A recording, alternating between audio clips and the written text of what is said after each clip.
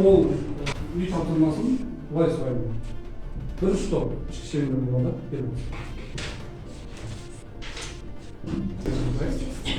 Екінші топ сыртқы шеңберден келіп айтамыз. Сыртқы шеңбер айтушы, ішкі шеңбер тыңдаушы. Ара қашықтықтан алшақ тұрамыз. Кімге адам етті бар? Маусым шығалай?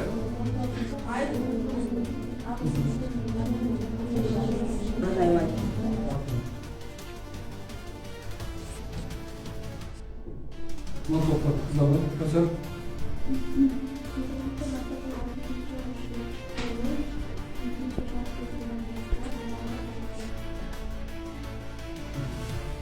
Sonunda kalın.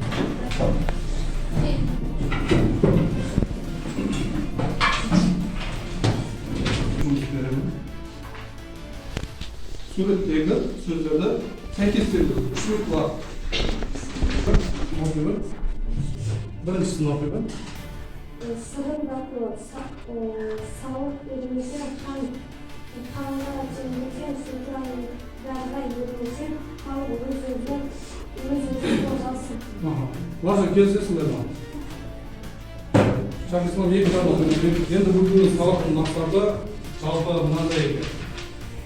1867-68 жылдары Орал Торғайда болған ұлт-азаттық көтерілістердің себептерін, мақсатын, барысын және нәтижесін талдау. Қазақ сендердің меңгеретіндерін қазақ халқының отаршылдыққа қарсы ұлт-азаттық көтерілістің себеп салдары Ресей патшалығының 19 ғасырдағы отаршылдық жоспарын күшпен жүзеге асыруы.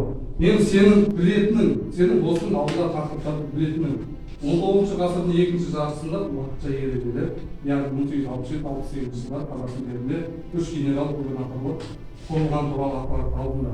Қазақтардың басына түскен әлеуметтік әкімшілік жағдай туралы ақпараттар алдында. Тоғызыншы ғасырдағы отаршылдыққа қарсы көтерілістер туралы не білесің? Ол көтерілістер қайда болды? Көтерілістердің нәтижесі қандай болды? Осы сұрақтар Сіздерге қазір мәтіндерді ол тақырыпқа ену үшін 3 минут уақыт дәріс туралы материал 3 минут уақыт мәтінмен бөліп жатырмыз. Астына осы Оралдағы және Маңғыстаудағы көтерілісті түсіреміз. Халық қаңқасын сызамыз. Орындауға 7 минут уақыт кетті.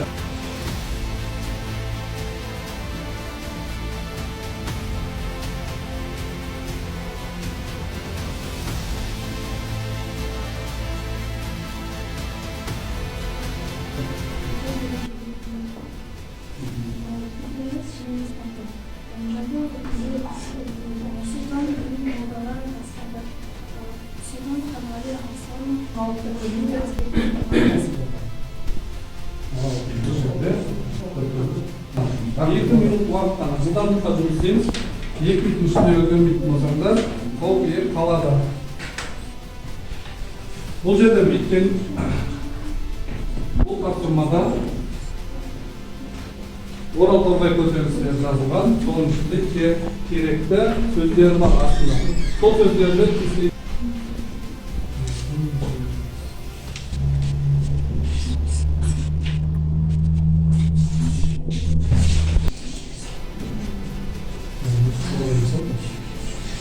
Neye kastediniz?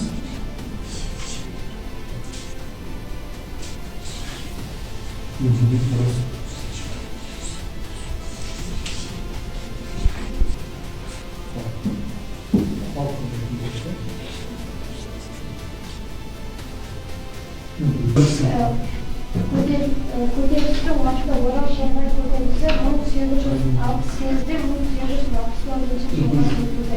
Маңғыстау көтерілісі 1870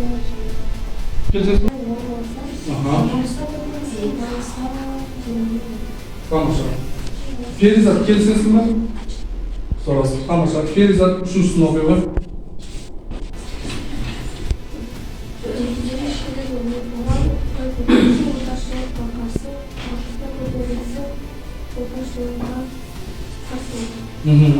Келісесіңдер ма?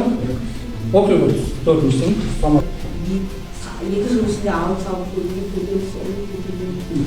Көтеріліс салықтың кесірінен шықты екен. Ауыр салық. Жаңа айтып кетті соңғысы.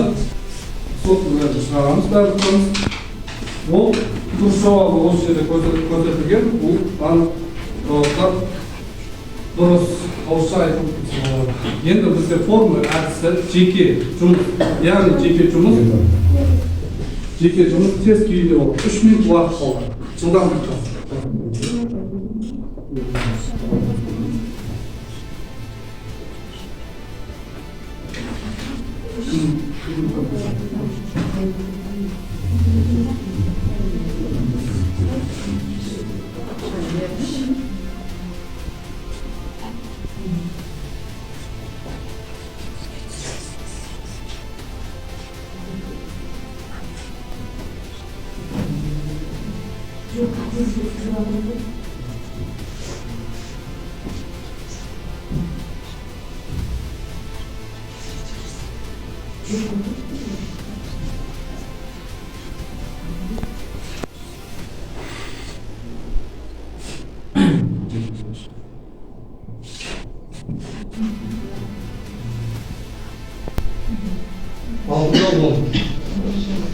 Енді осы жерде 6 балл болса 1. Егер 9-8 болмаса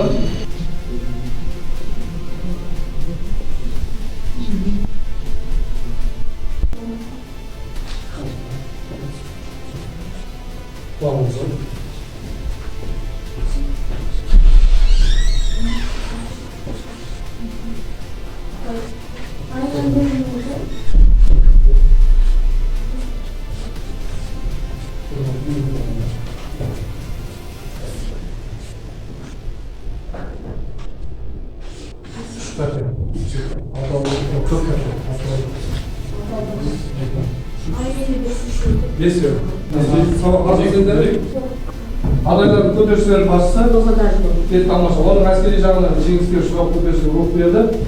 Жазалаушы отрядтың жетекшісі болды. Бұл рух екен осы болды. Бұларды келістіріп жазалау керек деп кім айтты? Видеода айтылды ғой бана. Мюнхенден айтты, Маңғыстауда көтерілісті басушыны әскерді алдыртқан өлке Кавказ көтерілісшілерді қоныштердің тобына осы жерде шабуыл жасады. Ол жасады.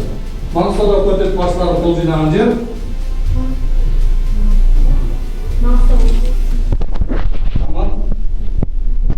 сай жерде.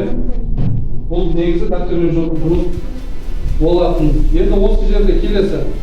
Мен бүгін сабақты білдім, жер байланысы жүріп берейін. Жер байланысы. Мына топтан кім бастайды? Бүгін сабақты білдім. Аяқталмаған әдіс сөйлейді. Мен білдім, бүгін мен сезіндім. Келесі сабақта білдім деген. Кім бастайды? Бүгін сабақты дейді. Ерлан.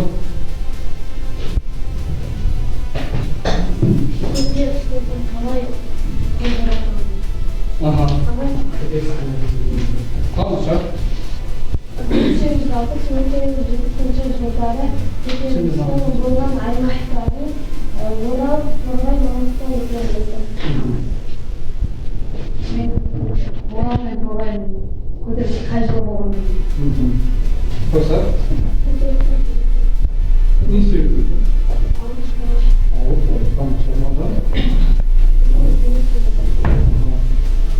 Қойса?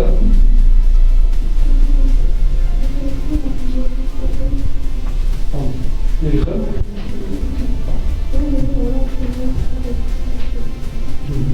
Қойса? Әшілі? Ойнауы көмек? 68? Әзіл болды. 68? Қыршылы?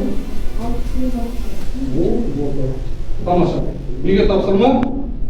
Қазақтардың 1867 жылдары қазақтардың азаттық күресі мәтін мен жұмыс. Колесаға салам, сол күмсе, сол 6-шы айтады. Барлығы топ басшылары, топтардағы айтып жүрсіңдер. Қанша басшыларға? Мағын?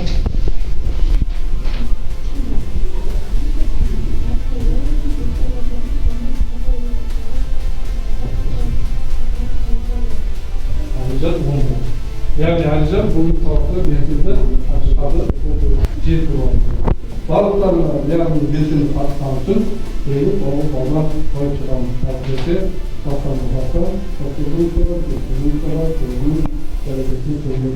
Рахмет. Бүгін сабақ аяқталды. Шыға берсеңдер болады.